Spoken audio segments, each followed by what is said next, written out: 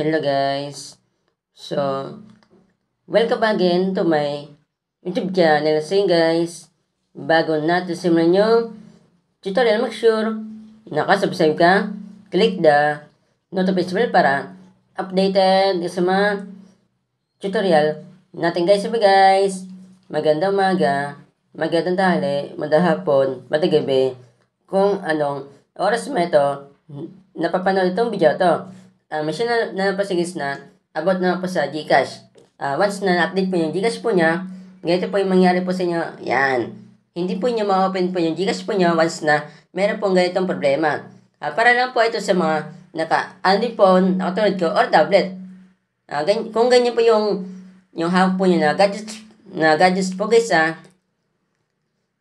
isa po kayo sa mga merong ganitong problema. Sa iPhone, iPad naman okay naman po siya. Once na na-update po nyo, wala pong problema sa iPhone, iPad. Di po katulad sa Android phone, tsaka sa tablet magkakaroon po kayo ng problema po katulad dito guys sa nababasa po nyo. Yung iba naman guys, hindi na po alam gagawin po ni-uninstall na po, ni-clear data na po. Yung iba naman, iniisip po nila, baka daw po na-hack po sila. Hindi po kayo na-hack guys. Ito po bagong update lang po ni Gcash po. Mamaya ituturo ko naman po sa inyo. Kung wala pa kayong ganyan guys sa Android phone at sa tablet itong Gcash na ito punta lang po tayo guys sa Play Store. Yan.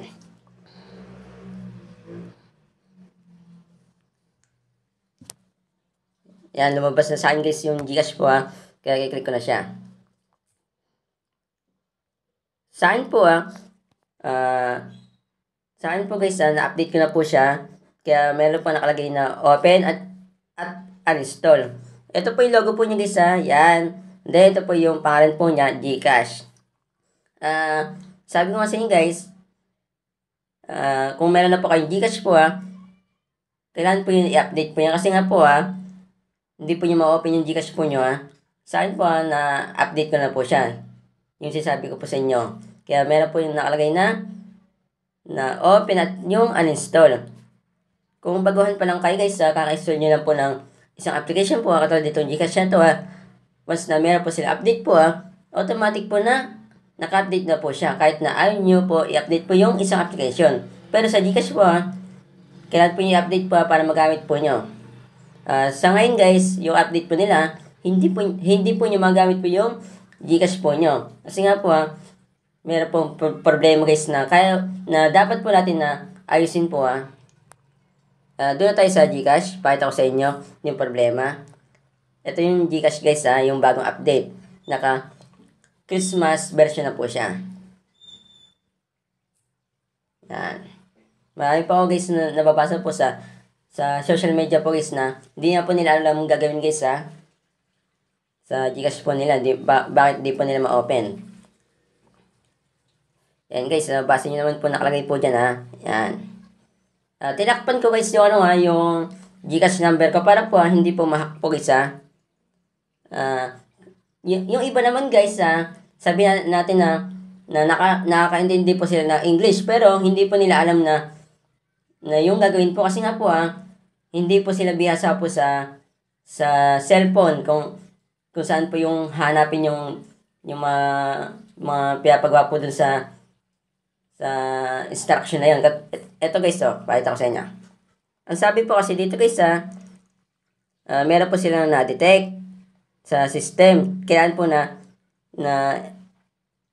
i-turn off po yung developer option. Yung iba naman po guys alam naman po nila guys yan, nababasa po nila. Kasi nga po nakakaintindi po yung ibang tao. Alam po nila guys na dapat po i-turn off po yung developer option. Kasi nga alam po hindi po nila alam kung saan po i-turn off. Yung iba naman natatakot po baka po meron po silang magalaw po sa settings. Kaya hindi po nila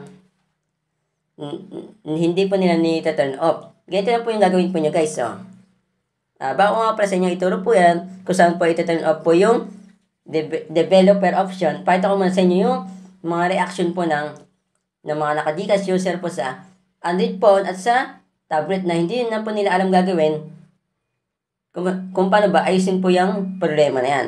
Pakita ko muna sa inyo. Marami po talaga nalungkot. Tara, let's go!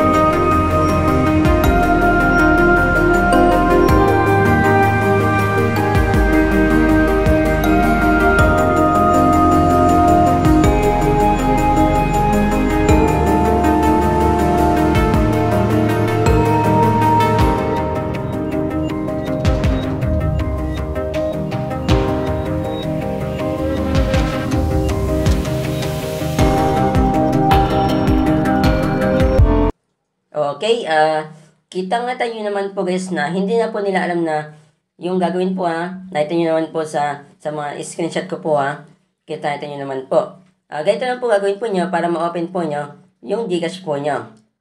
Punta tayo sa settings. Sa settings. Yan. Hanapin po nyo dito sa baba po yung developer option. Mas maganda po kung meron po kayong pang search. Mas madali po yung mahanap. Type natin developer. Yan, lalabas na po siya guys Yan. Hanapin natin guys yung developer option. Yan, ito na pala siya guys, lalabas na po. Yan. Nakita nyo naman po, developer option. Then, slide nyo lang po yan guys mamaya natin siya i-slide.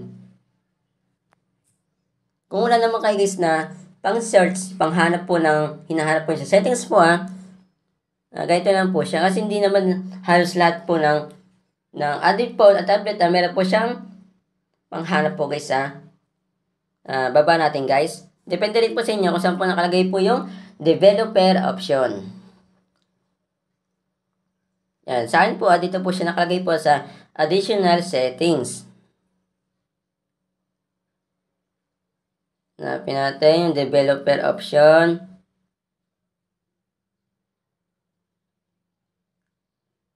Hanapin natin guys. Yan. Ito na pala siya guys. Ito na po yung developer option. Yan. Then, slide nyo lang po yan Yan.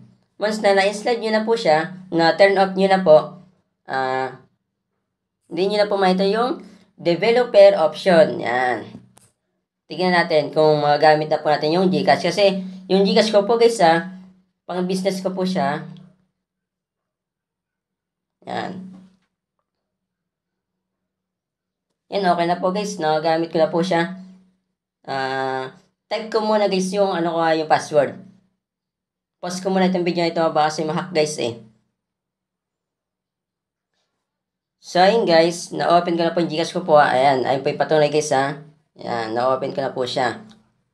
Ganun lang po kadali guys na ayusin po yung problema po yung sa Gcash po Once na na-update po yung Gcash po niya, yun lang guys yung share ko po sa inyo Paka-share po ito mismo video sa mga kakilala nyo guys na ganito po yung problema na hindi na po nila alam gagawin po Basta guys, Android phone at naka-tablet po sila, i-share nyo na po itong video na ito Kasi i-update po nila, tapos ganito yung problema. Hindi na po nila alam gagawin guys Lalo na guys sa mga kamag-anak po nyo, kapamilya po nyo, kaibigan, kahit na hindi nyo kakilala guys. Kasi para marami po tayong matulungan na tao guys. Kapag sinare nyo ito mismo video dadami tayong views, mas madami tayong natulong na tao Yun lang po, masat po. God bless po. Ingat po kayo.